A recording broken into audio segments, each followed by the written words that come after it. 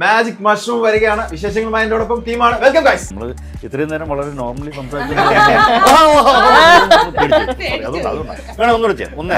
ഞാൻ ഒരു നോർമൽ മനുഷ്യനാണ്. ഞാൻ ദുബൈ താമസിക്കുന്ന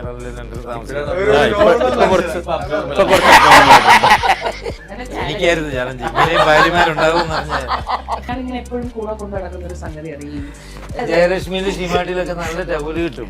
അങ്ങനൊന്ന് ചിന്തിച്ചുകൂടെ? 1 2 3 4 പറയുന്ന 5 6 7 1 2 3 4 ആര് പറയും? ലൈക്ക് മാറി ആൻഡായി പ്രശ്നമാവൂലോ. അങ്ങനെയൊക്കെയുള്ള ഒരു വൈബൊന്നും എമ്പുരാനി കിട്ടത്തില്ല. പിന്നെ മനീഷ എമ്പുരാനി പൂജയുടെ കൂടെയാന്ന് പറഞ്ഞപ്പോൾ സിദ്ധു ഫീൽഡ് വിട്ടെന്ന് ചേറിൽ ഇരുന്നൊരു വീഡിയും വലിച്ചോണ്ടിരിക്കാൻ പറഞ്ഞു. അകത്തു നിന്നൊരു ഷൗട്ടിങ് കേട്ടു. ഞാൻ വീഡിയും പോയി.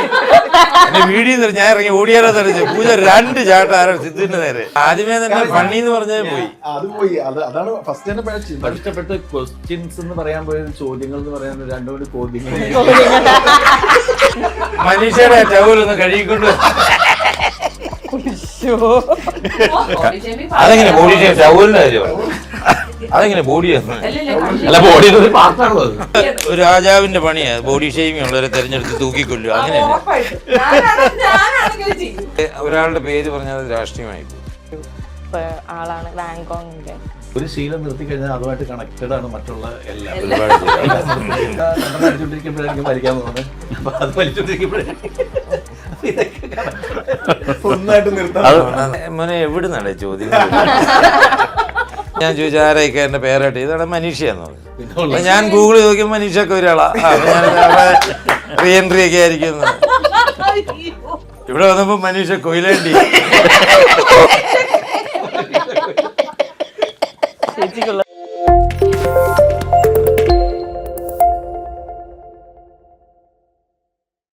Hi, hello, this is Ashik. You're watching Skylark Pictures Entertainment's magic mushroom വരികയാണ്. വിശേഷങ്ങളുമായി എന്നോടൊപ്പം ടീമാണ്. Welcome guys.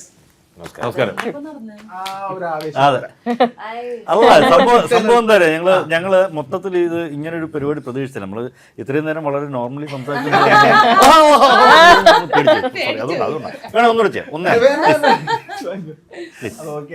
റേസ് ചെയ്ത് വിട്ടല്ലോ. നിങ്ങളെന്താണെന്നറിയോ, ഈ മാരത്തോൺ ഇന്റർവ്യൂ ഇങ്ങനെ അറ്റൻഡ് ചെയ്തിരിക്കല്ലേ, സ്വാഭാവികമായിട്ട് ഒരു മടുപ്പുണ്ടാവും, ഒരു ക്ഷീണൊക്കെ ഉണ്ടാവും മനുഷ്യന്മാരല്ലേ. അതിൽ നിന്ന് മാജിക് മഷ്റൂമിലേക്ക് വരുമ്പോ അതശക തൊണ്ട വയ്യാന്ന് എനിക്കറിയാം, തലവേദന ഉണ്ടെന്ന് എനിക്കറിയാം. Still you are here. So magic mushroom എന്താണ്? മാജിക് മഷ്റൂം എന്ന് പറയുന്നത് ഒരു പ്രണയത്തിൻ്റെ ലഹരി, അല്ലെങ്കിൽ കോമഡിയുടെ ലഹരി, ബന്ധങ്ങളുടെ ലഹരിയൊക്കെ ആയിട്ട് അടങ്ങുന്ന ഒരു സിനിമ. അതാണ് മാജിക് മഷ്റൂം. അത് കണ്ടിരിക്കാൻ നല്ല രസമായിട്ടുള്ള, ആദ്യം തൊട്ട് അവസാനം വരെ ബോറടിക്കാത്ത, വളരെ സിമ്പിളായിട്ടുള്ള, നമ്മൾ കണ്ട് നമുക്ക് കാണാൻ ആഗ്രഹമുള്ള, അല്ലെങ്കിൽ ഓരോ സീൻസ് കാണുമ്പോഴും നമ്മൾ ഇങ്ങനെ എൻഗേജഡാക്കി കൊണ്ടുപോയിക്കൊണ്ട് വേരിയൻറ്റിൽ വളരെയധികം നമ്മളെ സന്തോഷിപ്പിച്ച് പുറത്തേക്ക് വിടുന്നൊരു സിനിമ. ഓക്കെ, ബോബി ചേട്ടാ, എന്താണ് മാജിക് മഷ്റൂമിലെ പരിപാടി? ശരിക്കും ബോബി ചേട്ടൻ്റെ ഒരു ക്യാരക്ടർ വരുന്നു എന്ന് കേൾക്കുമ്പോൾ ബോബി ചേട്ടൻ്റെ ഒരു എനർജി ഉണ്ട്, നമ്മൾ എപ്പോഴും എൻജോയ് ചെയ്യുന്ന ഒരു എനർജി ഉണ്ട്, ഇപ്പോഴും എൻജോയ് ചെയ്തുകൊണ്ടിരിക്കുന്ന ഒരു എനർജി ഉണ്ട്. ഇത് സിനിമയിൽ നമുക്ക് കാണാൻ പറ്റും. ഞാൻ ഇതുവരെ ചെയ്തതിൽ വെച്ച് വളരെ വ്യത്യസ്തമായ ഒരു കഥാപാത്രമാണ് ഞാൻ ഈ നാഷികയുടെ സിനിമ ചെയ്തിരിക്കുന്നത്. ഒരു നായികയുടെ അപ്പൻ്റെ ക്യാരക്ടറാണ് ഞാൻ ചെയ്യുന്നത് ഇതിനകത്ത്. അതിനേക്കാൾ ഉപരി എനിക്ക് നായികയുടെ അപ്പനെ കൂടാതെ വേറെ ഉണ്ട് കമ്മിറ്റ്മെൻറ്റ്സ് ഒത്തിരി. പിന്നെ പെങ്ങടെ മകളെ വളർത്തുന്നുണ്ട്, അവളുടെ കട്ടിയെ നോക്കുന്നുണ്ട്. ഇതെല്ലാം ഉത്തരവാദിത്തങ്ങളുള്ള ഒരു കുടുംബനാഥനാണ് ഞാൻ. അപ്പോൾ എന്നെ സംബന്ധിച്ച് വളരെ വ്യത്യസ്തമായ ഒരു കഥാപാത്രമാണ്. ഒരു ഇച്ചിരി ഏജിലായിട്ടൊരു ക്യാരക്ടർ, ഇച്ചിരി ഇരുത്തം വന്ന ക്യാരക്ടർ. അതിനെക്കുറിച്ച് ഡീറ്റെയിൽ ആയിട്ട് പുറകെ വരും. അതെ, അപ്പം എന്നെ സംബന്ധിച്ച് ഞാൻ പറഞ്ഞില്ലേ, നാഷികയായിട്ട് ഒരുപാട് വർഷത്തെ പരിചയമുണ്ട്. ഞാൻ നാഷികയായിട്ട് ഡയറക്ടർ ആകുന്നതിന് മുമ്പ് അദ്ദേഹം സ്റ്റേജ് ഷോസും ഡയറക്ഷനും ഒക്കെ ചെയ്യുന്ന സമയത്ത് എനിക്കറിയാം. അപ്പം അന്ന് ഞാൻ ഒരു നോർമൽ മനുഷ്യനാണ്. ഞാൻ ദുബൈ താമസിക്കുന്ന ഒരാളല്ലേ, ലണ്ടനിൽ താമസിക്കുന്ന.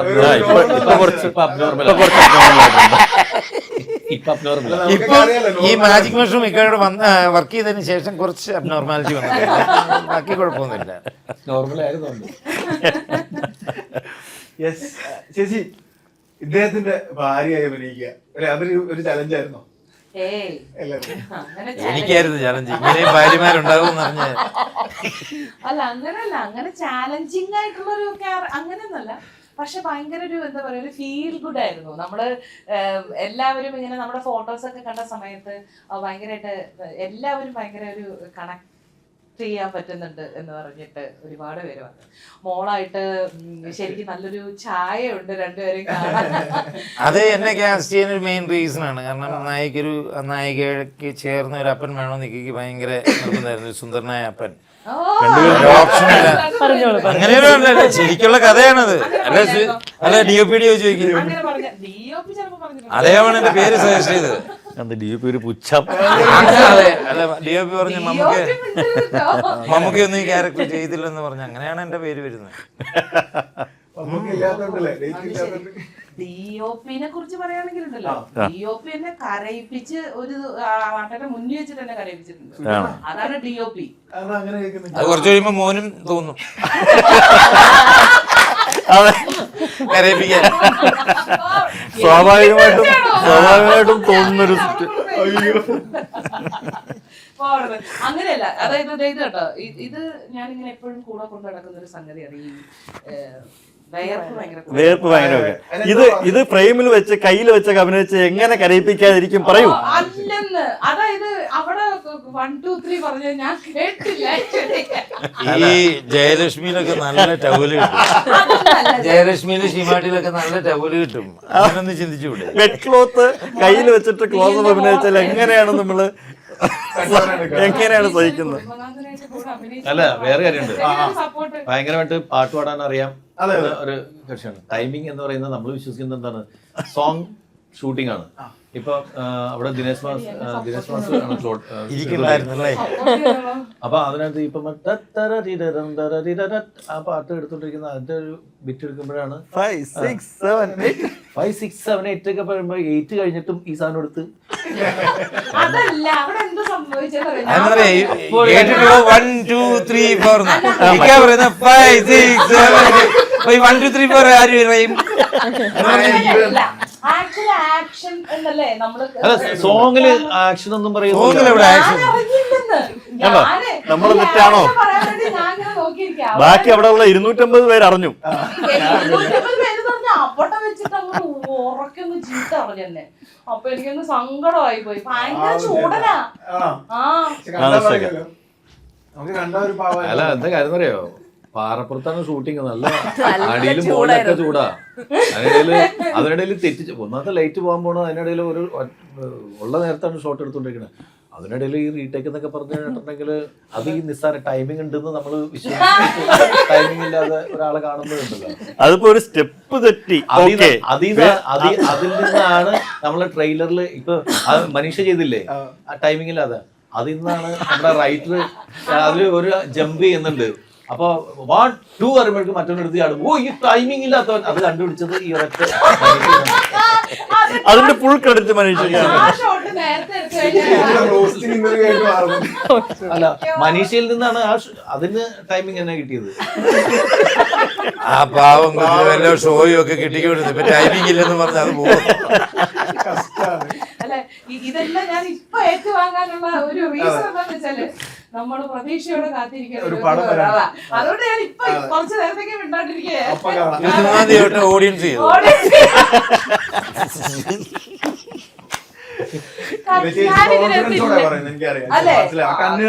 അതാണ് പറഞ്ഞത്. പിന്നെ വേറെ കാര്യം എന്താ വെച്ചാൽ ഇതെല്ലാം കഴിഞ്ഞിട്ട് വന്ന് പറയും കണ്ണുകളിലുണ്ടെന്ന്. കണ്ണുകളിൽ ഇച്ചിരി ടൈമിംഗ് തെറ്റി വന്നതാ. അതല്ല ഇതൊക്കെ കഴിഞ്ഞിട്ട് വന്നിട്ട് ആ സാരമില്ല, ഇതെല്ലാം നമുക്ക് പക്ഷെ വേറെ അല്ല ആ കണ്ണുകളിൽ ഉണ്ടായിരുന്നു. അത് എന്താ സമയം ഈ DOP ആണ് ഏറ്റവും ക്ലോസ് ആയിട്ട് കണ്ടത്. DOP കണ്ട് ആ കണ്ണുകളിലൂടെ ആ കണ്ണ് എഴുതിയേക്കണത്. അത് തൂക്കാനാണ് പറഞ്ഞോളൂ. ആ എഴുതിയേക്കണത് അതായത് നായികയുടെ അമ്മ പാറപ്പുറത്ത് കപ്പരിയാൻ വന്നിരിക്കണത് കണ്ണൊക്കെ എഴുതി കൊണ്ടുവന്നിട്ട്. അപ്പൊ ശരിക്കും കണ്ണുകളിൽ ഉണ്ടായിരുന്നു. കണ്ണെഴുതിയതിലും ടൈമിങ് തെറ്റിയെന്ന്. ഞാൻ അങ്ങനെ കരഞ്ഞോണ്ടിരിക്കുന്ന ഒരു സീനാണ് ആക്ച്വലി. അപ്പം കണ്ണ് മേക്കപ്പ് ഒന്നും ഇടാൻ കറുത്ത കണ്ണീര് തന്നെ. അത് തുടങ്ങിയ ഈ പ്രൊമോഷൻ ഇന്റർവ്യൂ നമ്മൾ മനീഷയ്ക്ക് സമർപ്പിച്ചിരിക്കുകയാണ്. എടുത്തോണ്ട് പൊക്കോളൂ. വേറൊരു കാര്യം സാധാരണ നമ്മള് ബ്ലാക്ക് ആൻഡ് വൈറ്റ് പടത്തിലാണ് ബ്ലഡിന് ബ്ലാക്ക് കളർ കാണുന്നത്, കണ്ണീരിന് കളർ പടത്തിൽ കണ്ണീരിന് ബ്ലാക്ക്. ഇപ്പൊ മനസ്സിലായ പുള്ളിക്കാരി എന്തിനാ തൂവാല കൊണ്ട് കിടക്കുന്നത്. ശരി, ഇനി സിനിമയെ കുറിച്ച് പ്ലീസ്. ആദ്യം മാറിപ്പോകുന്നു. ഞാൻ ഒറ്റ ചോദ്യം ചോദിച്ചു. മനീഷയുടെ 1000 കുറ്റങ്ങളാണ്. ഇനിയിപ്പോ അക്ഷയുടെ തുടങ്ങാം. അച്ഛാ മോളെ ഓക്കെ, അപ്പൊ നമുക്ക് സിനിമയിലേക്ക് തിരിച്ചു വരാം. ആധികാരികമായിട്ടുള്ള ചോദ്യങ്ങൾ ചോദിക്കും പ്ലീസ്. അയ്യോ, കഴുത്ത് എനിക്ക്. അക്ഷയ്, ഞാൻ അക്ഷയ് കാണപ്പെന്ന് ചോദിക്കണം എന്ന് വിചാരിച്ചിട്ട് കാര്യമാണ്, ഈ തമിഴ് എത്ര ഫ്ലുവന്റ് ആയിട്ട് പേടിച്ചു പോയി. അത് ഞാൻ ഇതുപോലെ ഡൈവേർട്ട് ചെയ്യാൻ വേണ്ടി ചോദിച്ചു. ആ, തമിഴ് തമിഴ് ഫ്ലുവൻസി എങ്ങനെയാ? തമിഴ് നന്നായി സംസാരിക്കും. അതാ ഞാൻ ചോദിച്ചത്. അതെങ്ങനെയാണ്? തമിഴ് പേசுமா இப்போ நானு അല്ല അതല്ല അതൊന്നും പേസ വേണ്ട. എങ്ങനെ എന്റെ ഇന്റലക്ച്വൽ ചോദ്യങ്ങൾ മുമ്പിൽ പിടിച്ചിരിക്കാൻ മനസ്സിലായല്ലോ അതാ. അവള് കോയമ്പത്തൂരാ പഠിച്ചല്ലേ? ഞാൻ ആക്ച്വലി അതുകൊണ്ട് മാത്രമല്ല, ഞാൻ ചെറിയ ചെറുപ്പം മുതലേ ലൈക്ക് എൻ്റെ ഗ്രാൻഡ് പാരൻസ് എല്ലാവരും തമിഴ് സൈഡാണ്. ലൈക്ക് അമ്മൂമ്മയൊക്കെ തമിഴ് സൈഡ്. ഞാൻ அவங்க இப்போ அவங்க പോയിട്ടാங்க. അപ്പോൾ ലൈക്ക് ഞാൻ ഇപ്പം കാണുന്ന പടങ്ങളെല്ലാം കുറേയൊക്കെ തമിഴാണ് ചെറുപ്പം മുതലേ കണ്ടിട്ടുള്ളത്. അതിനൊരു ഇൻഫ്ലുവൻസ് ഉണ്ട്. ആൻഡ് ഞാൻ കോയമ്പത്തൂരാണ് കോളേജ് ചെയ്തത്. അപ്പോൾ അങ്ങനെ സംസാരത്തിൽ തന്നെ 10 ലൈക്ക് കൊടുക്കുന്ന ആളെ കണ്ടേക്കുന്നത് എങ്ങനെ സംസാരിച്ചു ചെയ്തപ്പോഴേ 10 ലൈക്ക് കൊടുത്ത് എല്ലാത്തിലും ലൈക്ക് അത് ലൈക്ക് ഉള്ളതാണ് ശരിക്കും. ഉണ്ടെന്ന് തോന്നുന്നു. ഇപ്പോഴാണ് ഇക്ക പറഞ്ഞപ്പോൾ ഞാൻ ഞാൻ കോയമ്പത്തൂരാണ് പഠിച്ചത്.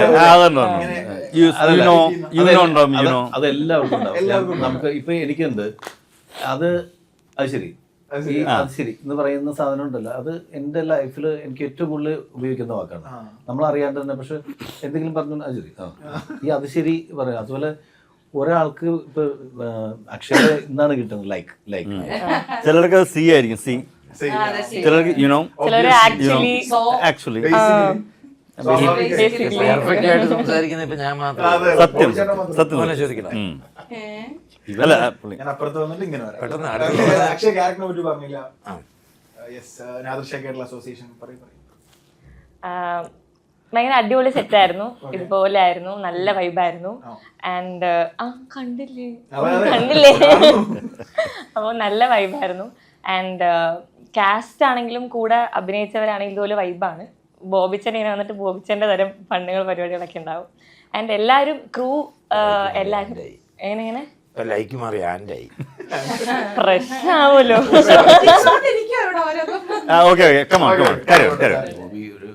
അപ്പോൾ കാസ്റ്റ് ആണെന്നുണ്ടെങ്കിലും ഭയങ്കര സപ്പോർട്ടീവ് ആയിരുന്നു. ആൻഡ് ഇക്ക ആണെങ്കിലും സീതാട്ടനാണെങ്കിലും എല്ലാവരും വൈബായിരുന്നു. ആൻഡ് ഇതിൽ ADs ആയിട്ട് വർക്ക് ചെയ്തവരാണെങ്കിലും ഭയങ്കര ഓണായിരുന്നു, ഭയങ്കര വൈബായിരുന്നു സെറ്റിൽ. എനിക്ക് എന്താ സംസാരിച്ചൊരു പോയിന്റ്സ് അപ്പൊ അത് വിട്ടേക്ക്, പാവല്ലേ, കുറച്ചേരം വെയിറ്റ് ചെയ്യും. ഒരു ചായ കൊടുക്കണം. മാജിക് മഷ്റൂം എന്നുള്ളൊരു കഥ കേട്ടപ്പോ ഓക്കെ ഇത് ഐ ഷുഡ് ഡു ദിസ് എന്ന് തോന്നുന്ന ഒരു പോയിന്റ്, അങ്ങനെ ഒരു പോയിന്റ് ഉണ്ടോ? ഉറപ്പായിട്ടും അതിന്റെ ടീം വേണോ, അതൊട്ടും ഉണ്ടായിരുന്നില്ല. പക്ഷെ അതിലൊക്കെ ഉപരി ഞങ്ങൾ അമർ അക്ബർ അന്തോണി എന്ന് പറഞ്ഞ സിനിമ ചെയ്തതിന് ശേഷം കട്ടപ്പന അന്ന് ചെയ്യാൻ പറ്റാണ്ടിരുന്നൊരു വിഷമം കൂടി ഉണ്ട്. സോ അത് കഴിഞ്ഞിട്ട് പിന്നെ ഇക്ക പല എല്ലാ സിനിമകളുടെയും കഥ നമ്മൾ ചർച്ച ചെയ്യുമെങ്കിലും അതിനകത്തൊന്നും വർക്ക് ചെയ്യാനുള്ളൊരു ഓപ്പർച്യൂണിറ്റി നമുക്ക് പല കാരണങ്ങൾ പല ക്ലാഷുകൾ കൊണ്ട് ഉണ്ടായില്ല. സോ ഇതൊരു ഇപ്പം ഞാൻ വേറൊരു മറ്റേ ഹെലികോപ്റ്ററൊക്കെ ഉള്ള എമ്പുരാൻ എന്ന് പറയുന്ന സിനിമ കഴിഞ്ഞിട്ട്, അതായത് അത് വേറൊരു പ്രഷറിൽ ചെയ്യുന്നൊരു സിനിമയും, അപ്പോൾ ഒന്ന് റിലാക്സ് ചെയ്യണം എന്നുണ്ടെങ്കിൽ ഡെഫിനറ്റ്ലി ഇങ്ങനൊരു ടീമിന്റെ പാർട്ടാകുന്നത് എന്തുകൊണ്ടും നമുക്ക് മാനസികമായിട്ട് വേറൊരു തരത്തിൽ ഇപ്പൊ ഈ വൈബ് കണ്ടില്ല. അതായത് ആർട്ടിസ്റ്റിനെ കാര്യങ്ങളൊരു വൈബൊന്നും എമ്പുരാനി കിട്ടത്തില്ല. അല്ല എൻ്റെ അടുത്ത് പിന്നെ മനീഷ എമ്പുരാനി എനിക്ക് തോന്നിയെന്നറിയോ, എനിക്ക് തോന്നുന്നത് ഇടയ്ക്ക് സുഹൃത്ത് ഇങ്ങനെ നമുക്ക് പിടിച്ച കിട്ടാത്ത ലെവലിലേക്ക് ഇങ്ങനെ എനിക്കറിയാം. പോയതല്ലേ അല്ല, റെമ്യൂണറേഷന്റെ കാര്യത്തിൽ ഇതിലേക്ക് തെലുങ്കും തമിഴും എമ്പുരാനൊക്കെ കഴിഞ്ഞിങ്ങനെ പോകുന്നു. അപ്പൊ ഞാനിങ്ങനെ ഇടയ്ക്ക് വിളിച്ചിട്ട് നമുക്കൊരു പടം ചെയ്യുന്നുണ്ട്. അപ്പൊ അത് കഴിഞ്ഞ് ഇങ്ങനെ പോയപ്പോഴും ഇടയ്ക്ക് ഇങ്ങോട്ട് വിളിച്ചിട്ട് പറഞ്ഞു ഇക്കന്ന് തന്നെ പറഞ്ഞാണ്. ഞാൻ പറഞ്ഞു ഞാനിങ്ങനെ ആലോചിക്കേണ്ടത് നമുക്ക് കേട്ടത്. ഞാൻ പറഞ്ഞു കുറേ നാളെ ഞാൻ ഈ ടെൻഷൻ അടിച്ചോട്ട് ഭയങ്കര എനിക്കൊന്ന് റിലാക്സ് ചെയ്യണം നിങ്ങളുടെ. അപ്പോൾ ഞാൻ പറഞ്ഞു സുഹൃത്ത് വിചാരിക്കണ കാശൊന്നും കിട്ടൂല, അതൊന്നും കുഴപ്പമില്ല നമുക്ക്. അപ്പൊ എല്ലാരോടും ഇത് തന്നെയായിരുന്നു. അല്ല ഇതിനകത്ത് സത്യാവസ്ഥ ഉണ്ട് എന്ന് പറഞ്ഞാൽ സീരിയസ്ലി അതാണ് ഞാൻ നേരത്തെ പറഞ്ഞുകൊണ്ടിരുന്നത്. അതൊരു ഒന്ന് റിലാക്സ് ചെയ്ത് നമുക്കൊരു സിനിമ ചെയ്യുകയാണ്, പക്ഷെ അതുകൊണ്ട് ഭയങ്കര പ്ലഷർ ഉൾക്കൊണ്ട് നമുക്ക് ചെയ്യാൻ പറ്റും. അതിൻ്റെ ഒരു എസൻസ് ഉൾക്കൊണ്ട് ഒട്ടും ഈഗോ ഇല്ലാത്തൊരു ഒരു ഒരു ടീമാണ്. അപ്പം അതിനകത്ത് തന്നെ ആ ഒരു എനർജി എപ്പോഴും ഫീൽ ചെയ്യും. മറ്റൊന്നും ഈഗോ ഉള്ള ടീം എന്നുള്ളതല്ല, അതല്ല ഇവിടെ നമുക്ക് എന്തും പറയാം, ഒന്ന് ഓപ്പൺ അപ്പ് ആകാം എപ്പോഴും. അപ്പോൾ അങ്ങനെ ഒരു ചെറിയ സബ്ജക്റ്റ്, കുറച്ച് ചെറിയ സ്ഥലങ്ങൾ, നല്ല നല്ല ആൾക്കാർ, ഗ്രാമം, അപ്പോൾ അങ്ങനെ കുറേ ആയി ഇങ്ങനൊരു സിനിമ ചെയ്തിട്ട്. അപ്പം ഇതെല്ലാം അതിനകത്തൊരു പാർട്ടാണ് ഇത് സിനിമയിലേക്ക് വരാൻ. പൂജ, കഥാപാത്രത്തെ പറ്റി നമ്മൾ സൂക്ഷ്മദർശിനിയാണ് ലാസ്റ്റ് ഇരുന്നത്, മാജിക് മഷ്റൂം. അത് ഇവരുടെ ഒരു വളർത്തുമോള് പോലെ ഒരു മീൻസ് ഇവർ അവരുടെ അങ്ങനെ അത് ഫാമിലി ഇത് ഫാമിലി. ഞാനാണ് ഇതിനകത്ത് സ്ട്രഗിൾ ചെയ്ത് ഈ സമപ്രായക്കാരോടെ ഏജ് അഭിനയിക്കണം. എനിക്കാണെങ്കിൽ ടാസ്ക് മുഴുവൻ അതാണെങ്കിൽ അറിയാനും പാടില്ല. പിന്നെ ആകെ ഒരു ആശ്വാസം സംവിധായകൻ നന്നായിട്ട് അറിയാവുന്നില്ല.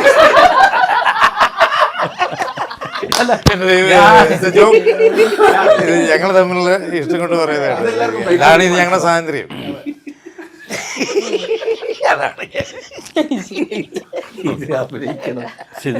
അതാണ് ഇന്റർവ്യൂ എപ്പോ ചെയ്യും പൂജയാട്ടോ. അതില് ഒരു കഥാപാത്രം സിദ്ധാർത്ഥ് ഭരതനാണ് എന്റെ ഭർത്താവായിട്ട് അഭിനയിക്കുന്നത്. നല്ല രസകരമായിട്ടുള്ള കുറെ മൊമെന്റ്സ് ഉള്ള, അഭിനയിക്കാനും നല്ല രസം തോന്നിയ കുറെ മൊമെന്റ്സ് ഉണ്ടായ സിനിമയാണ്. ഇതേ പറഞ്ഞ പോലെ എല്ലാവരും ഭയങ്കര നല്ല മനുഷ്യന്മാരായിരുന്നു. ഭയങ്കര സന്തോഷവും ചിരിയും ഒക്കെ നിറഞ്ഞ ഒരു സെറ്റ് ആയിരുന്നു. അങ്ങനെ പറയണത് ആവശ്യമുള്ള ആൾക്കാരെ. വേറെ സത്യം ഉണ്ടട്ടാ. അല്ല വേറെ സത്യം പറയട്ടെ. ഇപ്പൊ പൂജ പറഞ്ഞ് എല്ലാ ഇന്റർവ്യൂലും സിദ്ധാർത്ഥായിരുന്നു എന്റെ ഹസ്ബൻഡായിട്ട് അഭിനയിച്ചത്. എന്താണെന്ന് അറിയാമല്ലോ, സിദ്ധാർത്ഥ അന്ന് ലൊക്കേഷനിൽ പോയിട്ട് പിന്നെ തിരിഞ്ഞ് വിളിച്ചും കൂടി നോക്കിയിട്ടില്ല. ഇത് സിദ്ധാർത്ഥനോട് ആരോട് ചോദിച്ചു ഇങ്ങനെ ഒരു ക്യാരക്ടർ ചെയ്യാവോ പൂജയുടെ കൂടെയാന്ന് പറഞ്ഞപ്പോഴേ സിദ്ധു ഫീൽഡ് വിട്ടു. അല്ലല്ല നല്ല നല്ല പറഞ്ഞ് അവസാനിപ്പിക്കട്ടെ പ്ലീസ്. നല്ല അടിപൊളി. ഇതേപോലെ എനർജറ്റിക്, ഇനിയും അവസരം കിട്ടിയാൽ വർക്ക് ചെയ്യാൻ ആഗ്രഹമുള്ള ഒരു നല്ല കോംപ്ലിമെന്റ് ആണ്. Thank you so much. ഞാൻ അഭിനയിക്കുന്ന ഫസ്റ്റ് സീക്വൻസ് ഞാൻ ജോയിൻ ചെയ്തിട്ട് ഞാൻ പറഞ്ഞില്ല, ഞാനൊരു ചെയറെ കൊണ്ട് ഇരുത്തിയിട്ട് അപ്പം പറഞ്ഞു ഇങ്ങനെ പൂജയാണ് അവിടെ പെർഫോം ചെയ്യുന്നത്, സംഭവം ഇങ്ങനെ ഇതാണ് സീൻ. അപ്പം ഞാനിങ്ങനെ ടേബിളിൽ ഇരിക്കുന്ന ഒരു ചെയറിൽ ഇരുന്നൊരു വീഡിയും വലിച്ചുകൊണ്ടിരിക്കാൻ പറഞ്ഞു. അകത്തു നിന്നൊരു ഷൗട്ടിങ് കേട്ടു. ഞാൻ വീഡിയും പോയി, എന്റെ വീഡിയോ ഞാൻ ഇറങ്ങി ഓടിയാലോ തെറിച്ച് പൂജ 2 ചാട്ടം ആരോ സിദ്ധുവിന്റെ നേരെ കെട്ടിയനെ ചാടിക്കുന്ന ഇറങ്ങി ഓടാൻ നിന്ന് പേടിച്ചിട്ട്. പക്ഷെ അത് ഗംഭീര സീനായിരിക്കും. അങ്ങനത്തെ കുറേയധികം സീനുകൾ നമ്മളും വെയിറ്റ് ചെയ്യുന്നുണ്ട് മാജിക് മഷ്റൂമിലേക്ക് വരുമ്പോൾ. മാജിക് മഷ്റൂമിലെ ഹൈലൈറ്റ് സീനുകളിൽ ഒരു സീനാണ് പൂജയുടെ. അതുപോലെ എനിക്കൊന്ന് എല്ലാവർക്കും അങ്ങനെ ഓരോ മൊമെന്റ്സ് അതിൽ ചെറുതായിട്ട് ഒരു സീൻ അഭിനയിക്കാൻ വന്ന ആൾക്കാർക്ക് പോലും ഇപ്പൊ അൽത്താഫ് സീനാണെങ്കിലും ഒക്കെ ഞാൻ ഡബിലാ കാണുന്നേ. പക്ഷെ ഞാൻ ഒത്തിരി ചിരിച്ചു ഇതൊക്കെ കണ്ടിട്ട്. അപ്പൊ എനിക്ക് മാത്രം പൂജയുടെ പെർഫോമൻസ് കണ്ട് അത് പറയാതിരിക്കാൻ വയ്യ. അന്നേരം ഇക്ക ആഡ് ചെയ്തൊരു ജോക്ക് ഉണ്ട് അതിനകത്ത്. അല്ല അത് പടം കാണുമ്പോ പറയാം. അതെ, അത് പറഞ്ഞാൽ അത് ഭയങ്കര ഒരു നല്ല രീതിയാണ്. പക്ഷെ ആ സ്പോട്ടിൽ ഇക്ക ക്രിയേറ്റ് ചെയ്തത് ഓർക്കുന്നില്ല. അല്ല ഞാൻ എന്റെ ക്രിയേഷൻ ഒന്നും അല്ല അത്. കാരണം വെച്ചിട്ടുണ്ടെങ്കിൽ അത് സാധാരണ നമ്മുടെ കോമൺ സർക്കിളിൽ ഉപയോഗിച്ചുകൊണ്ടിരുന്ന പിള്ളേരെ അങ്ങോട്ടും ഇങ്ങോട്ടും കളിയാക്കുന്ന ഫ്രണ്ട്സ് തമ്മിൽ കളിയാക്കുന്ന സമയത്ത് പറഞ്ഞുകൊണ്ടിരുന്ന ഒരു സാധനം ആ സമയത്ത് ഉപയോഗിച്ചെന്നുള്ളൂ. അതല്ലാണ്ട് അതിനൊരു പുതിയ കണ്ടുപിടുത്തൊന്നുമില്ല. ഹ്യൂമർ ചെയ്യുമ്പോൾ എപ്പോഴും സ്പോട്ട് കുറേ സാധനങ്ങൾ അവിടെ വരും. ശ്രീനിയനൊക്കെ മറ്റേ ഒരു ത്രില്ലർ ചെയ്യുമ്പോൾ പോലെ അല്ലെങ്കിൽ മറ്റേ ഒരു അങ്ങനൊന്നുമല്ല, സസ്പെൻസ് ത്രില്ലർ ചെയ്യുമ്പോൾ അല്ല, ഹ്യൂമർ ചെയ്യുമ്പോൾ ഓൺ സ്പോട്ടിൽ എന്തൊക്കെയാണോ എന്തൊക്കെ സാധനങ്ങൾ ആൾക്കാർ നമുക്ക് ആഡ് ഓൺസ് ഉണ്ടാവും. ഡെഫിനറ്റ്ലി അത് ഭയങ്കര ഗുണം ചെയ്യും. Okay, ഞാൻ കുറച്ച് ഫണ്ണി ചോദ്യങ്ങൾ കമോൺ, ഇനിയാണ് ഫൺ വരുന്നത്. ആദ്യമേ തന്നെ ഫണ്ണി എന്ന് പറഞ്ഞാൽ പോയി. അത് പോയി, അതാണ് ഫസ്റ്റ് തന്നെ പഴച്ചു. എനിക്കത് ഇഷ്ടപ്പെട്ട ക്വസ്റ്റ്യൻസ് എന്ന് പറയാൻ പോയത് ചോദ്യങ്ങൾ എന്ന് പറയാൻ രണ്ടും കൂടി ചോദ്യങ്ങൾ. എനിക്ക് ഫണ്ണി ചോദ്യങ്ങളുണ്ടോ?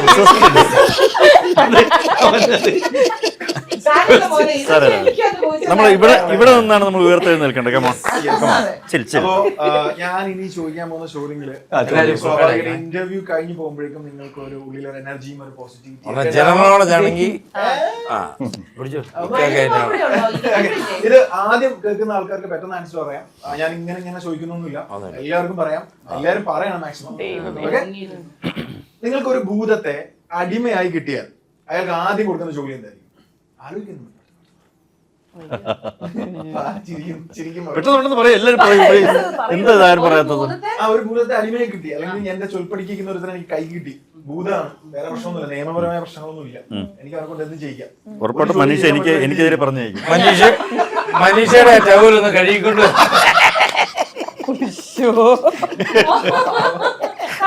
ഈ കറുത്ത കൺമഷിയൊക്കെ ഒന്ന് കഴുകിക്കൊണ്ട്.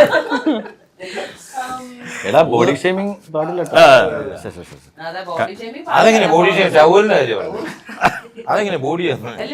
അല്ല, ബോഡിയുടെ ഒരു പാർട്ടാണല്ലോ അത്. അപ്പൊ മാഫ് കീജി. അല്ല ദൂരം പോകും പ്ലീസ്. ഞാൻ പാത്രം കഴുകിപ്പിക്കും. ഹസ്ബൻഡിന്റെ കാര്യമല്ലേ ചോദിച്ചത്? ഭൂതം എല്ലാരും പറയണോ? ഈശ്വര ആലോചിക്കണ പോലെ നേരത്തെ തലയാടുന്ന ക്വസ്റ്റ്യൻസ് ഒക്കെ ആണോ? അവിടെ കബോർഡ്, ഇവിടെ പാത്രം, എന്താ പറയാൻ വന്നിട്ട് നിന്നു. ചേട്ടൻ ചേച്ചിയുടെ അല്ല അങ്ങനെയല്ല, ഞാൻ ഇച്ചിരി ലൈറ്റപ്പ് ചെയ്യണത് ഭൂതമാണെങ്കിൽ ഞാൻ കൊണ്ടുപോകും കൂടെ. നല്ലൊരു ഗ്യാഫർ.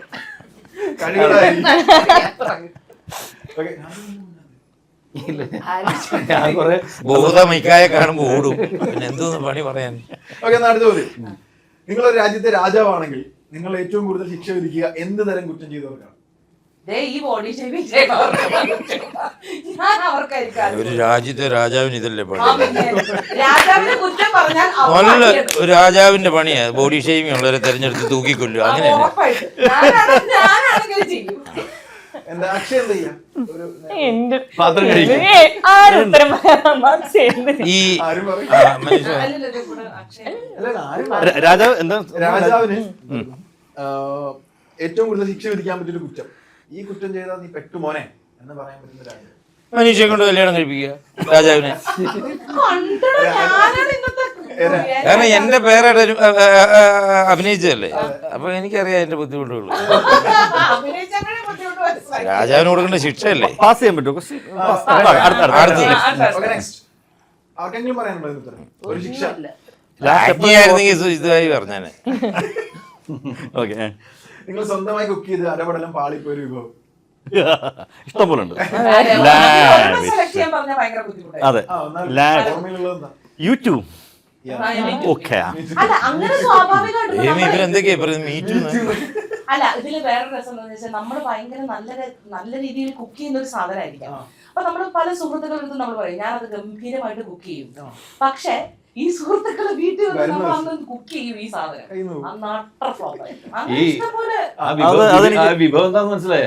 ഒരു പപ്പടം പൊരിക്കണേക്കാണ് ഞാൻ വളരെ വളരെ നന്നായിട്ട് കുക്ക് ചെയ്യുന്ന ഒരു വ്യക്തിയായിരുന്നു. അപ്പോൾ സീരിയസ്ലി അല്ലല്ല ആണ്, ഇപ്പോഴും ആണ്. അത് പക്ഷെ ഇപ്പൊ പറയാം, അത് ഇപ്പൊ പൊളിയും. അതായത് നമ്മൾ വീട്ടിൽ ഒറ്റയ്ക്കായിരിക്കുമ്പോഴത്തേ നമ്മൾ പല സാധനങ്ങൾ കിട്ടും, വെജിറ്റബിൾസും മറ്റും കട്ട്സും അതൊക്കെ ഇട്ടിട്ട് അത് പല അല്ല അങ്ങനല്ല, പല സാധനങ്ങൾ ഇട്ട് വേറൊരു തരത്തിലൊരു ഒരു പരിപാടി ഉണ്ടാക്കുക, അത് സാലഡ് എന്ന് പറയും.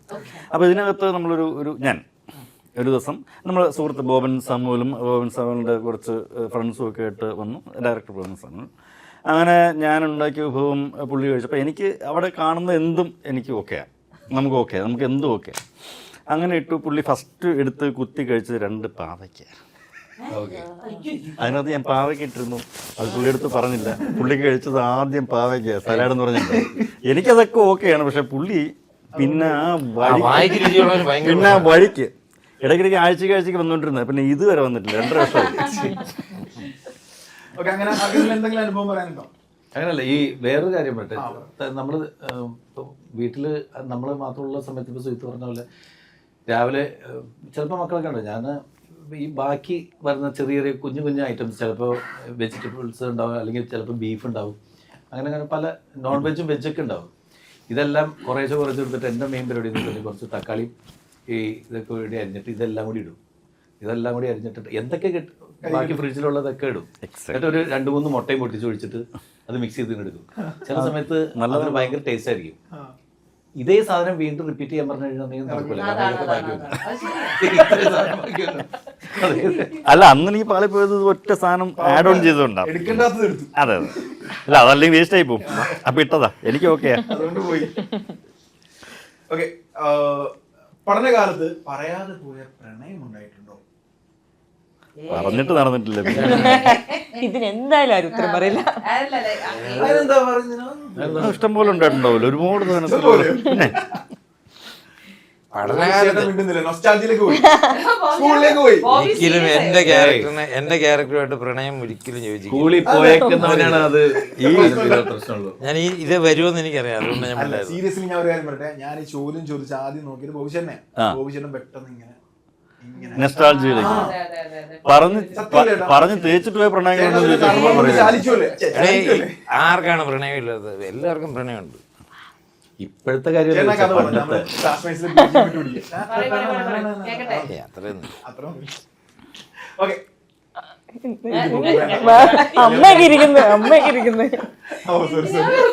പൂജ പറ. എന്താ അത്? എന്താ എങ്ങനെയാ അത്? പോയൊരു പ്രണയം ഉണ്ടായിട്ടുണ്ടോ? എല്ലായിടത്തും പറഞ്ഞിട്ടുണ്ട്. പൂജ ഈ അടുത്തിടെ പ്രണയിക്കാൻ തുടങ്ങി. അയ്യോ, ചുമ്മാ പറഞ്ഞു. പ്രണയം എപ്പോഴും നമുക്ക് സ്വതസിദ്ധമായ സംഗതിയല്ല. നല്ലൊരു എന്തിനോട് ലാൽ സാർ പറയുമ്പോൾ എന്തിനോട് നമുക്ക് പ്രണയം തോന്നാം. പക്ഷേ പെൺകുട്ടി ഓപ്പോസിറ്റ് സെക്സിനോടാണല്ലോ നമുക്ക് എപ്പോഴും നല്ല പ്രണയം തോന്നുന്നത്. പിന്നെ നല്ല പ്രണയങ്ങൾ തോന്നിയിട്ടുണ്ട്. അത് ചിലയിടത്ത് പറഞ്ഞിട്ടുണ്ട്, ഫെയിലായിട്ടുണ്ട്, ചിലതും സക്സസ് ആയിട്ടുണ്ട്. ചിലത് പറയാതെ പോയത് ഇപ്പോഴും മധുരകരമായിട്ട് തന്നെ തുടരുന്നുണ്ട്. പറഞ്ഞ് പ്രണയം പറഞ്ഞിട്ട് തേച്ചിട്ട് പോയ ആൾക്കാരും ഇഷ്ടപ്പെടുന്നുണ്ട്. പിന്നെ ഭാഷ അറിയാൻ പാടില്ലാണ്ട് പറയാതെ പോയോ? ഇദ്ദേഹം പറഞ്ഞു, പക്ഷെ അവർക്ക് മനസ്സിലാകുന്നത് അങ്ങനെ സംഭവിക്കും. അങ്ങനെ കുറെ എണ്ണം ട്രെയിനിലും ഫ്ലൈറ്റിലൊക്കെ വെച്ചിട്ട് മിസ്സായിട്ടുണ്ട്. കൂടുതൽ എയർ ഹോസ്റ്റസ് ഒക്കെയാണ്. ഓക്കെ, നിങ്ങളെ വ്യക്തിത്വം കൊണ്ടും സ്വഭാവ ഗുണം കൊണ്ടും സ്വാധീനിച്ചൊരു രാഷ്ട്രീയ നേതാവ്, നമ്മളോടല്ലേ, ഒരു പൊളിറ്റിക്കൽ ലീഡർ, ഒരു പൊളിറ്റിക്കൽ ലീഡർ ഇൻഫ്ലുവൻസ് ചെയ്യുമോ അല്ലെങ്കിൽ നിങ്ങളെ personality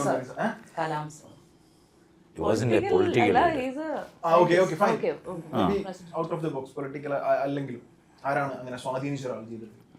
it's A very complicated question. ഇത് ഒരാളുടെ പേര് പറഞ്ഞാൽ രാഷ്ട്രീയമായി പോകും. രാഷ്ട്രീയമല്ല, രാഷ്ട്രീയത്തിൽ എല്ലാവരും ഇപ്പോൾ ഞാൻ പറയട്ടെ, നമ്മളൊക്കെ എല്ലാ രാഷ്ട്രീയക്കാരുമായിട്ട് ബന്ധമുള്ള ഇപ്പോൾ പ്രതിപക്ഷത്തിലുള്ളവരും ഭരണപക്ഷത്തിലുള്ളവരൊക്കെ നമുക്ക് അറിയാം എന്നാണ്, വേണ്ടപ്പെട്ടവരാണ്, നമ്മളെ ഭയങ്കര എല്ലാവർക്കും ഇഷ്ടമാണ്. സേഫായിട്ട് ഒരു പേരെ പറയാനുള്ളൂ. അല്ല, ഞാൻ പറട്ടെ, ഈ എന്നെ പറ്റി എനിക്ക് പേഴ്സണലി അങ്ങനെ ഭയങ്കരമായിട്ട് ഈ രാഷ്ട്രീയക്കാർ നമുക്ക് അവരൊരു ബഹുമാനവും റെസ്പെക്റ്റും, പക്ഷെ നമുക്ക് ഒരു അതിനോടൊപ്പം തന്നെ ഒരു സ്നേഹം ഒക്കെ തോന്നിയത് വീട്ടിലൊരാളെ പോലെ തോന്നുന്നത് നയനാർ സാറിൻ്റെ അടുത്ത്, സഖാവ് Nayanar, Oommen Chandy sir, EK Nayanar, Oommen Chandy sir, ഇതൊക്കെ നമുക്ക് ഒരു കുറച്ചും കൂടി ക്ലോസ് ആണ്. അതെ, കുറച്ച് ക്ലോസ് ആണ്.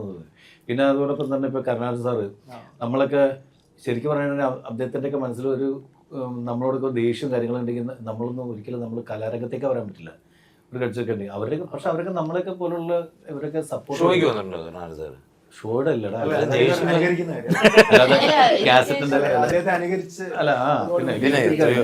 അതിനോട് കൂട്ടിയൊരു കാര്യം സിറ്റുവേഷനിൽ ചോദിക്കുകയാണ്. കാരണം ഇപ്പോൾ ഒരു പ്രശ്നം ഉണ്ടായാലും ഒരു പാരഡി പാട്ടിന്റെ ബേസിൽ ഒരു കേസ് വരെ അതിന്റെ പേരിൽ ഉണ്ടാകുന്നു. ആവിഷ്കാര സാധ്യത അനിക്കുന്നു കുറച്ചധികം ആളുകളെങ്കിലും പറയുന്നു. ഞാൻ അതിലേക്കല്ല പോകുന്നത്. അന്നത്തെ കാലത്ത് ഒരുപാട് പാട്ടുകൾ പാരഡി എഴുതിയ ആളാണ്. ഇതുപോലത്തെ ഒരു പ്രശ്നം അന്ന് അഭിമുഖീകരിച്ചിട്ടുണ്ട്? ഒന്നുമില്ല, അന്നത്തെ ആൾക്കാർക്ക് നല്ല പക്വത ഉണ്ടായിരുന്നു. അതിൻ്റെ പേരിൽ നമുക്ക് കുഴപ്പമൊന്നുമില്ല. ഇപ്പം പക്വത കുറവിൻ്റെ അല്ല, ഇപ്പോൾ എന്തെങ്കിലും ഒരു കാരണം ഉണ്ടാക്കിയെടുക്കാൻ വേണ്ടിയിട്ട് എല്ലാവരും നോക്കിക്കൊണ്ടിരിക്കുമ്പോൾ ഏതെങ്കിലും ഒരു കാരണം നിഴലെ ചവിട്ടിയാൽ ഇടിയാണ്. അപ്പോൾ അങ്ങനത്തെ അതിൻ്റെ പേരിൽ നോക്കുന്നതാണ്. ഇതൊന്നും പ്രത്യേകിച്ച് വലിയ എനിക്ക് തോന്നുന്നത് എന്തെങ്കിലും ഒരു ഇഷ്യൂ ഉണ്ടാക്കുക എന്ന് പറയുന്ന സാധനം മാത്രമേ ഉള്ളൂ. അല്ലാണ്ട് അതിന് ഒരു കാര്യം ഇല്ല എന്നുള്ളത് ഉണ്ടാക്കുന്നവർക്കറിയാം, അത് കേൾക്കുന്നവർക്കറിയാം. പക്ഷെ കുറച്ച് നാൾക്ക് അതൊരു വൈറലായിട്ട് അത്രേ ഉള്ളൂ. അല്ല, ഇതിപ്പോ കാസറ്റിലെന്നല്ല, അവരുടെ മുന്നിൽ തന്നെ ഇവര് പലതും പ്രസന്റ് ചെയ്തിട്ടുണ്ട് പല സ്റ്റേജുകളിലും. അപ്പൊ പോലും അവരൊക്കെ അത് ആ ഒരു രീതിയിൽ ആസ്വദിച്ച് പോയിട്ടുണ്ട്. അക്ഷയ് എന്ത് പറയാം? അല്ല, എനിക്ക് പൊളിറ്റിക്കൽ പേഴ്സണാലിറ്റി അല്ല, അല്ലാതെ ഇപ്പോൾ ഈ പടം ചെയ്തതിന് ശേഷം ഒരു ഒരു ഒരു പേഴ്സണാലിറ്റി ഞാൻ ഭയങ്കരമായിട്ട് ഇൻഫ്ലുവൻസ് ആയിട്ടുള്ള ഒരു ആളാണ് വാങ്കോങ്ങിന്റെ. കാരണം വാങ്കോങ് വിൻസെന്റ് വാൻ ഗോ. സോ ഈ ക്യാരക്ടറിന് ഭയങ്കര ഇൻഫ്ലുവൻസ് ചെയ്തൊരു പേഴ്സണാലിറ്റിയാണ് വാങ്കോങ്. സോ അതിനുശേഷം ഞാൻ കേട്ടിട്ടുണ്ടെങ്കിലും അതിനെക്കുറിച്ച് പഠിക്കാൻ ശ്രമിച്ചിട്ടുണ്ട്. ആൻഡ് പുള്ളിക്കാരന്റെ ഹിസ്റ്ററി. വിൻസെന്റ് വാൻ ഗോയെ കുറിച്ച് അറിയാൻ വേണ്ടി എന്തെങ്കിലും സംശയം ഉണ്ടെങ്കിൽ വിളിച്ചാൽ മതി, ഞാൻ പറഞ്ഞുതരാം. എനിക്ക് അങ്ങനെ ഇൻഫ്ലുവൻസ് തോന്നിയിട്ടുള്ള മനുഷ്യൻ അബ്ദുൽ കലാം സാറാണ്. അതെ, അപ്പൊ അത് ലൈക്ക് പുള്ളിക്കാരന്റെ ഹിസ്റ്ററി, പുള്ളിക്കാരൻ്റെ അവരുടെ ഹിസ്റ്ററി അറിഞ്ഞു കഴിഞ്ഞപ്പോൾ എന്നെ ആക്ച്വലി, ഞാൻ പെയിന്റിങ് ഒന്നും ചെയ്യാറില്ല, ബട്ട് എന്നെ ലൈക്ക് ഫസ്റ്റ് പെയിന്റിങ് ആഫ്റ്റർ പുള്ളിക്കാരനെ കുറിച്ച് അറിഞ്ഞതിന് ശേഷം ഭയങ്കരമായിട്ട് എന്നെ ഇൻസ്പയർ ചെയ്ത് ഐ ഡിഡ് വൺ പെയിന്റിങ്. അല്ല, നന്നായിട്ട് വരയ്ക്കൂട്ടോ. ഇപ്പൊ വരയ്ക്കാൻ തുടങ്ങി, നന്നായിട്ട് വരയ്ക്കാൻ തുടങ്ങി. അതെ അതെ. അക്ഷയം വരയ്ക്കും. അക്ഷയുടെ ബ്രദർ അതിനേക്കാളും. ഓക്കെ, ഒരു ശീലം ലൈഫിൽ നിന്ന് ഒഴിവാക്കാൻ പറ്റിയാൽ എന്താ ഒഴിവാക്കുക? ഒരുപാട് അല്ല, കുറെ ഉണ്ടാവും. സ്മോക്കിംഗ്. എനിക്ക് അങ്ങനെ പ്രത്യേകിച്ച് ദുശീലങ്ങളൊന്നും ഇല്ല, അതുകൊണ്ട് നിർത്താൻ പറ്റുന്ന ശീലങ്ങളൊന്നുമില്ല. എല്ലാം നല്ല ശീലങ്ങൾ. അല്ല, ഇവനെ സംബന്ധിച്ചിട്ടുള്ള പ്രശ്നം എന്ന് വെച്ചിട്ടുണ്ടെങ്കിൽ ഒരു ശീലം നിർത്തി കഴിഞ്ഞാൽ അതുമായിട്ട് കണക്റ്റഡ് ആണ് മറ്റുള്ള എല്ലാം. ഒരു ഉദാഹരണം പറയുകയാണെങ്കിൽ അവരുടെ വലിച്ചോണ്ടിരിക്കുമ്പോഴായിരിക്കും വലിക്കാൻ തോന്നുന്നത്. അപ്പൊ അത് വലിച്ചോണ്ടിരിക്കുമ്പോഴായിരിക്കും ഒന്നായിട്ട് നിർത്താൻ. നന്നായിട്ട് നിർത്താനില്ല. മോനെ എവിടുന്നാണ് ചോദ്യം? ഫ്രഷ് ആയിട്ടുള്ള ചോദ്യങ്ങൾ. അതെ, ഭയങ്കര പുതുമയുണ്ട് കേട്ടോ. അടുത്ത് എങ്ങനെ കുടുംബം കലക്കാന്ന്. ഓക്കെ, നിങ്ങൾ ഒരു റൊമാൻറ്റിക് സിനിമയിൽ നായകൻ അല്ലെങ്കിൽ നായികയാവുന്നു. നായിക അല്ലെങ്കിൽ നായകൻ ആരാവണം എന്നാണ് നിങ്ങളുടെ ആഗ്രഹം? അല്ലെങ്കിൽ ഒരു റോൾ മോഡൽ, എന്റെ നായിക അല്ലെങ്കിൽ എന്റെ നായകനായി ഇദ്ദേഹം വന്നാൽ ഫ്രഷാണ്. ഫ്രഷാണ്. നമ്മള് ഫ്രഷ്നെസിന്റെ അല്ല, നിങ്ങളൊരു മൂഡ് ക്രിയേറ്റ് ചെയ്യാം, സന്തോഷമായിട്ട്. ഞാൻ പറയട്ടെ, ഇവന് മനസ്സിൽ ഇവന്റെ നായികയായിട്ട് നമ്മൾ വിളിക്കുന്ന സമയത്ത് ഓപ്പോസിറ്റ് ചിലപ്പോൾ ഐശ്വര്യ റായ് അങ്ങനെയുള്ള ആരെങ്കിലും ആയിരുന്നു. പക്ഷെ മനീഷല്ലേ വന്നത്. ഉള്ളത് അഡ്ജസ്റ്റ് ചെയ്ത്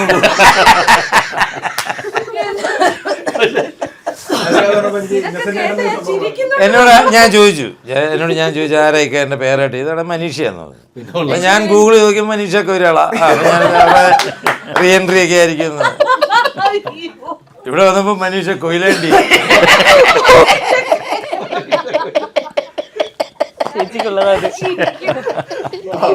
സോറി ജോക്സ് പാട്ട് ഇതൊക്കെ ജസ്റ്റ് ഫോർ ഫൺ. മനസ്സിലൊരു ഇൻഡ്യൂഷൻ എന്താണ്, ഈ ഇന്റർവ്യൂ കൊണ്ട് സഹതാപം കണ്ടിട്ടെങ്കിൽ ആൾക്കാർ എന്നെ ഫിലിമിൽ ഇനി അഭിനയിക്കാൻ വിളിക്കും. പക്ഷെ അതിനകത്ത് ഒന്ന് രണ്ട് കാര്യങ്ങൾ തുടക്കത്തിൽ പാളിപ്പോയി. ടൈമിംഗ് ഒക്കെ പറഞ്ഞു, അല്ലെങ്കിൽ ഇത് മാറ്റിയെടുക്കണം. ഇത് മൊത്തം പാളി.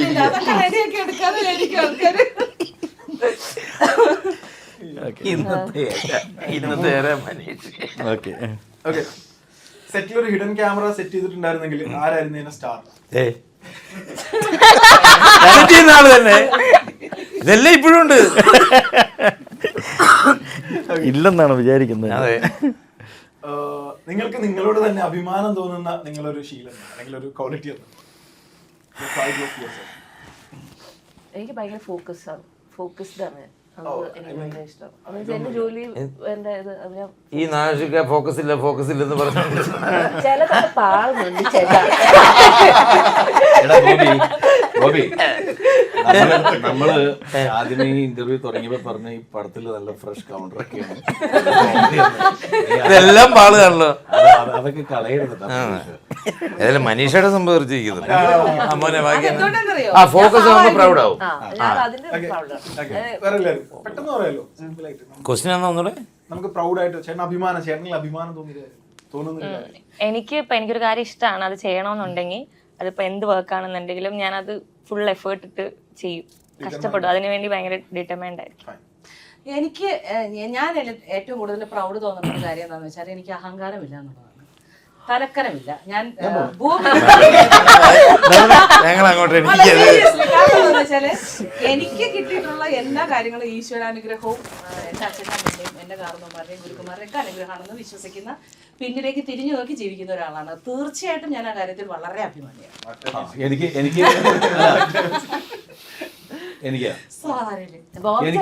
എനിക്ക് തോന്നിക്കണമെന്ന് വെച്ചാൽ എനിക്ക് അഭിമാനം തോന്നുന്നത് ഇത്രയും നുണ കേട്ടിട്ടും നമ്മൾ തള്ളു കേട്ടിട്ടും ആ ടോളറൻസ് ലെവൽ നമുക്കുണ്ട് എന്നുള്ളത് അത് തള്ളുമ്പോഴും ഉള്ള അഭിമാനമാണ്. സംയമനം പാലിക്കാൻ പറ്റുന്നുണ്ടല്ലോ എന്നുള്ള, അതായത് നമുക്കറിയാവുന്ന ആൾക്കാർ തള്ളി മറിക്കുമ്പോ കുറച്ചും ഇതൊക്കെ നമുക്ക് അറിയാവുന്നത് എന്നിട്ടും ഇങ്ങനെ പറയുന്നല്ലോ.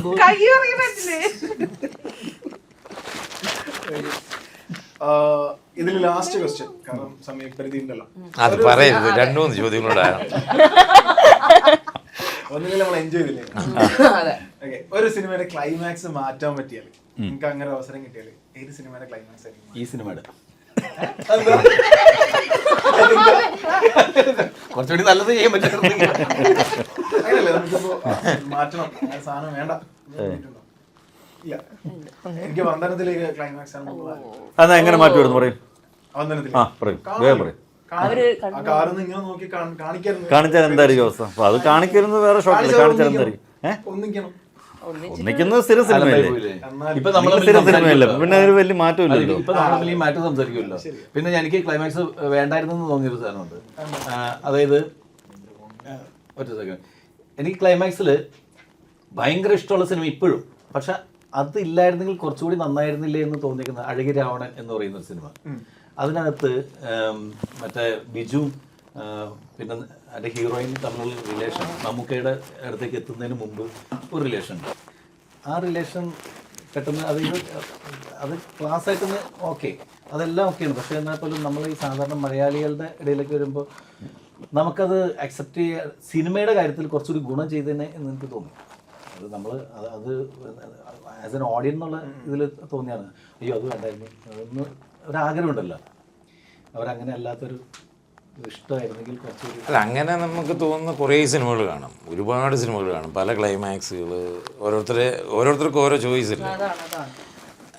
ഇപ്പം വന്ദനം പോലെ തന്നെ പടമുണ്ട് ചിത്രത്തിൻ്റെ ക്ലൈമാക്സ്. പിന്നെ നമുക്ക് പാർക്കാൻ മുന്തിരി ഒരുപാട് സിനിമകളുണ്ടല്ലോ. അങ്ങനെ നായാട്ട് എന്ന് പറയുന്ന സിനിമ ജോജു അത് ഭയങ്കര ഹോണ്ട് ചെയ്ത് അങ്ങനെയാണ് റോന്ത് വേണമെങ്കിൽ വേറെ സാധനം ചെയ്യാം. അല്ല, ഞാൻ പറഞ്ഞത് അപ്പോൾ ഓരോ ഇഷ്ടങ്ങൾ, ഓരോ ക്യാരക്ടർ അവർ ഡെവലപ്പ് ചെയ്യുന്ന ഒരു പരിപാടി ഉണ്ടാവും. അത് കുറച്ച് ഡിഫറെൻ്റ് ആണെന്ന് അപ്പം തോന്നുന്ന സാധനമല്ലേ.